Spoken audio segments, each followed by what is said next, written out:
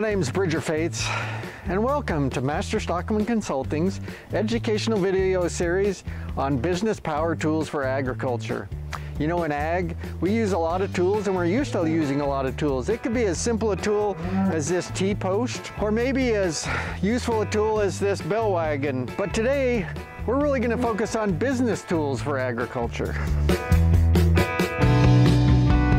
You know, whether you're raising chickens and maybe selling some eggs at the local farmer's market, or even selling produce from your garden, or you could be producing livestock. These tools will help you get you on the road to a profitable and sustainable ag business. We have 7 videos in this series that'll help you. The first video is basic farm and ranch economics. Then we have business tools for agriculture. Then using the Wyoming Ranch Tools site. Then we have record keeping for ag. Then we have getting started in agriculture. And then we finish up with implementing the scientific process and implementing ag research. These videos are made possible through funding from Western SARE, and we appreciate their support. In this video, Brian Sebade is going to talk to us about getting started in agriculture. Thanks, Bridger, for that introduction. As Bridger mentioned, my name is Brian Sebade, and today we'll be talking about getting started in agriculture. So as we're getting started in agriculture, it's really important to think about, business or venture, and, is that a passion or interest for what you are doing? Okay, so this is one of those things where we may want to ask yourself the question, what are some of the passions or my passions that I have in agriculture? Where do I want to go with this passion?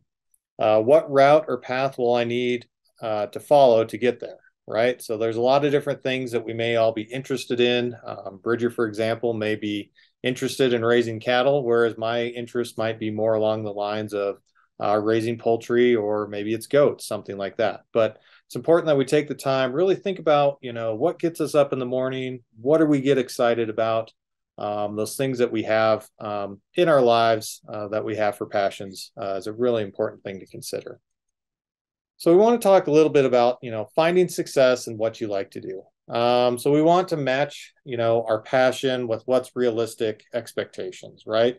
So a good example for this would be, if we enjoy raising chickens, we said that might be my example of something I like to do. So raising chickens for meat is your passion.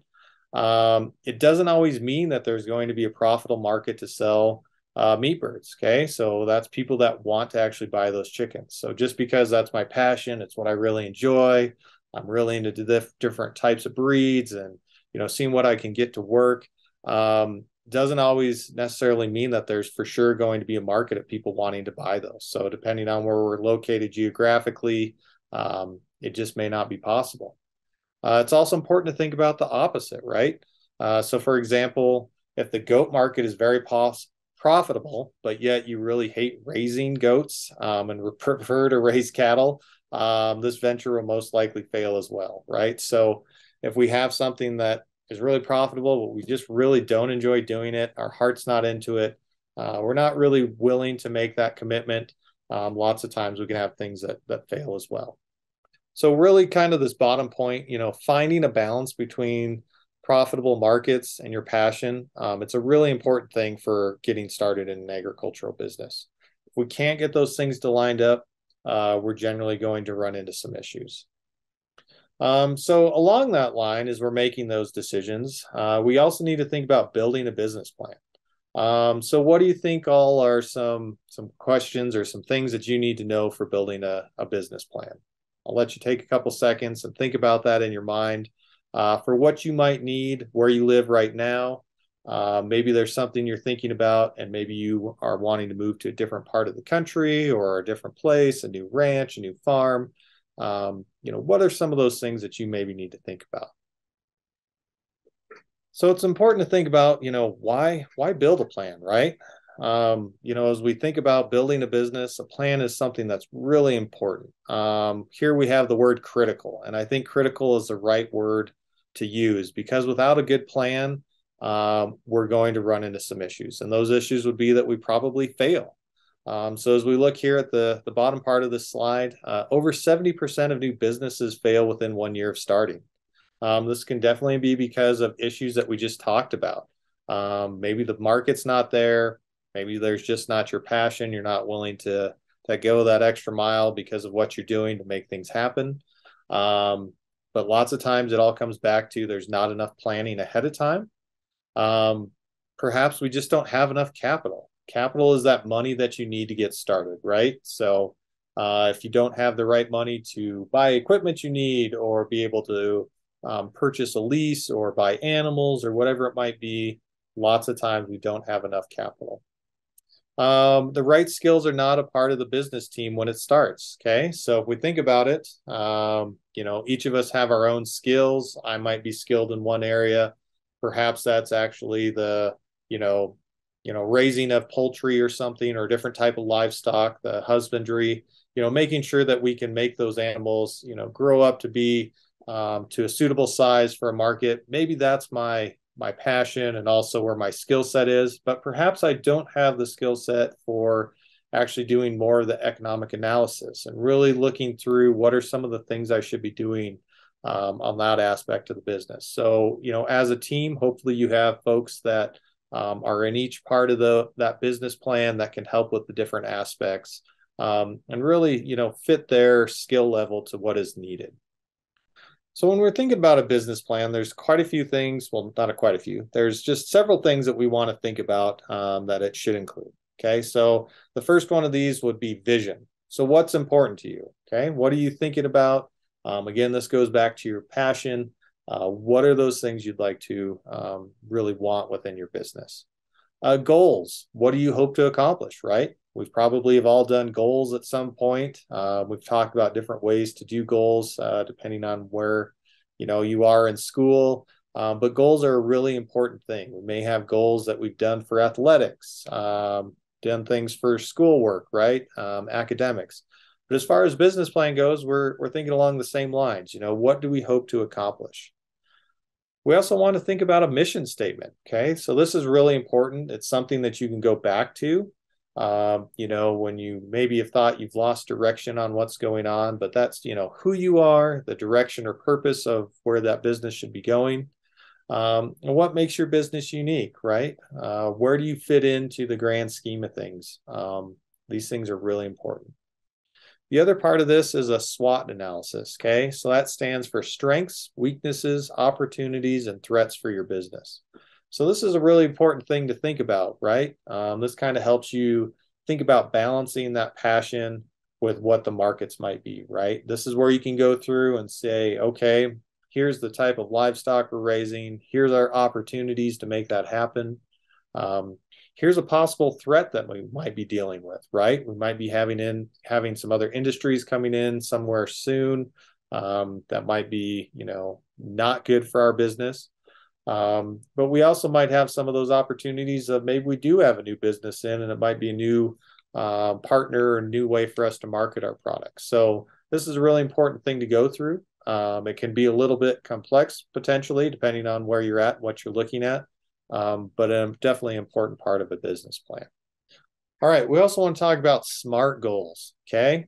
So we have this acronym SMART, which talks about our goals, how they should be specific, measurable, attainable, reasonable, and timed, okay? So again, this is another important process within our business plan, developing this. So specific, we want to avoid vague goals, right? We just don't want to say, I want to make lots of money, right? We want to be more specific, set a certain target.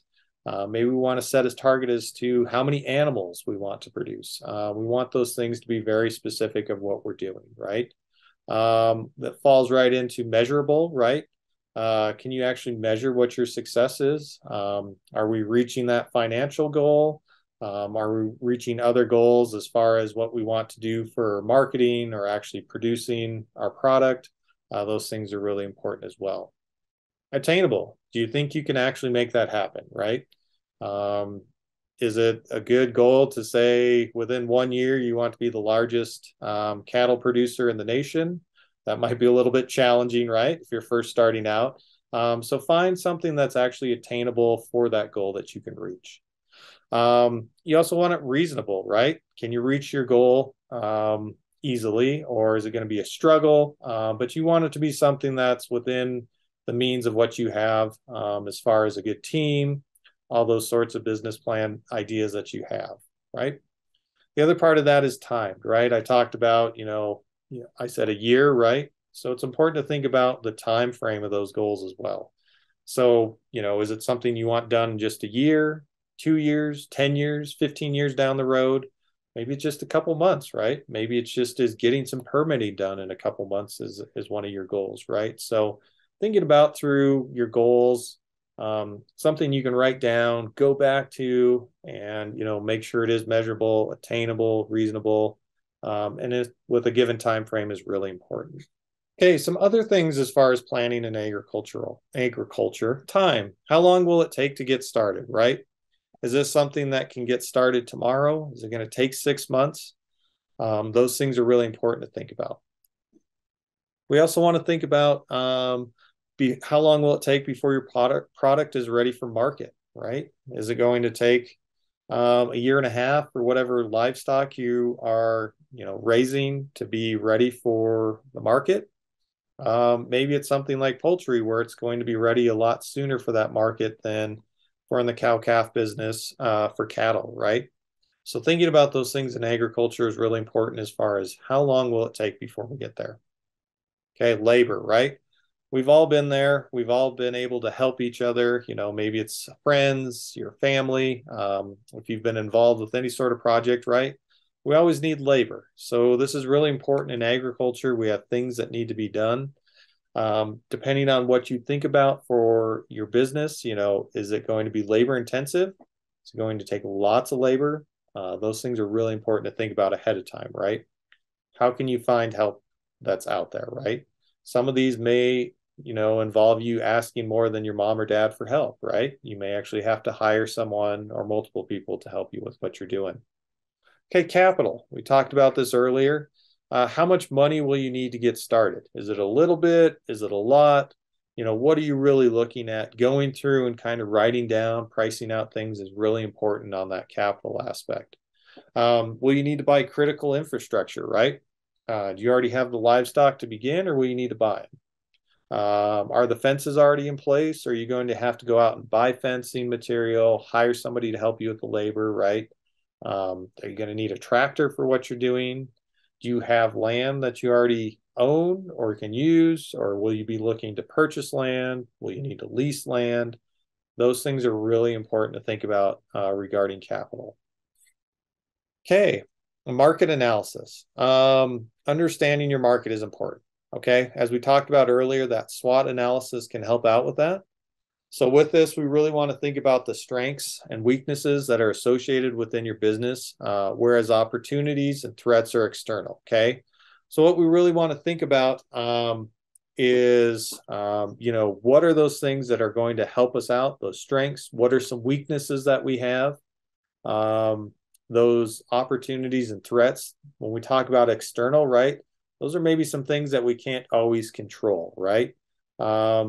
We can't always control that there's going to be a new opportunity that opens up for us to where we can actually start growing more livestock and selling them, or growing more of a product and selling it somewhere else.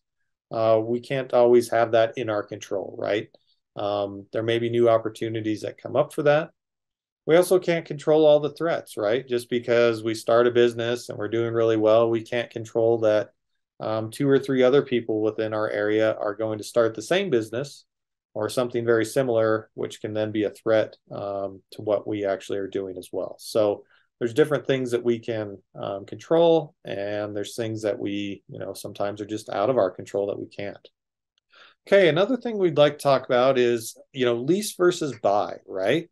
So depending on where we're at, buying land can be expensive, and it's not always available, right? So we think about maybe where you live, there might be some areas where there's lots of land for sale, but other places where some of you may live that may not be that available, and it can be quite expensive, right? So if that's always not available, some ag business owners may lease parcels of land, right? So for that, when they do that, they're actually doing that hopefully for a cheaper price to get started to expand their business. So instead of paying $2 million to buy a chunk of land, they can use a smaller amount to actually lease that land from somebody else to start building some income and really start getting their business going that way. On the livestock, if we think about livestock on that hand, right? We can also actually have those that are contracted or leased for a certain amount of time, right? So we may have cattle that are moved in, for example, from a different state or different region to a certain, chunk of land where they're allowed to graze through, a certain period of time. And then money is exchanged for that lease for those animals for that certain amount of time. So perhaps that might be more profitable. With this, basically profit is made by the amount of weight animals gain or from taking care of the animals for a set period of time. So the contract may say, if my animals gain X amount of weight over the summer, you'll get paid X amount of dollars. We can also have it where I'm going to pay you X amount of money for grazing, these leased animals for, say, 6 months out of the year, right? So there's lots of different ways that this can work out. It's kind of interesting and different ways to look at it. It can be kind of fun to tease this out and think about different ways that, lease versus buy can work out. Okay, the other thing we want to talk about is net present value. Perhaps some of you have heard of this, some of you have not, but it's something that we definitely want to talk about here for a second. So net present value, that's buying or purchasing land, livestock, or equipment, can require a large amount of capital investment, right? So this is where we want to think about that money. That's the upfront money you need for making a purchase, okay? And so with this, we can actually go through and figure out, okay, should we be buying, leasing, or renting for what we're thinking about for our business, okay? So what's really cool is we have this tool found at the University of Wyoming Extension, the Ranch Tools, and we have a specific tool called the Net Present Value tool. And with this, we can actually go through and, click on this link, and it'll take us to this tool, and we can actually go through and run an analysis. So this is a great website I'd like to point out, the Wyoming Ranch Tools. Again, this is the Net Present Value tool that we can see here. So I'd suggest that you take the time and really check this out. Okay, so in summary, having a business plan is really important when you're getting started, right? We talked about why all these businesses fail, right? Over 70% of new businesses fail. So really going through these sorts of things to think about what's going on, what your passion, what your interests are, is that market there, is really important. So thinking about that market, we want to go through the process of developing a plan with a market analysis and incorporating a SWOT analysis, right? Well, we talked about those things we can control and things we can't control. So really taking the time, thinking about where you're at, what's going on, what those threats are, what those weaknesses are, things that we can change, things that we can't change is really important. A good resource I'd like to suggest, if you'd like future reading, is the SARE Handbook number 6. This is titled Building a Sustainable Business. It was printed in 2010, and this is a really good book as far as helping you out for information for getting started in a business. So with that, I hope that you have enjoyed this video, and I hope that you will have some fun enjoying your homework assignment. So with that, we'll be having you complete a net present value analysis for that homework assignment.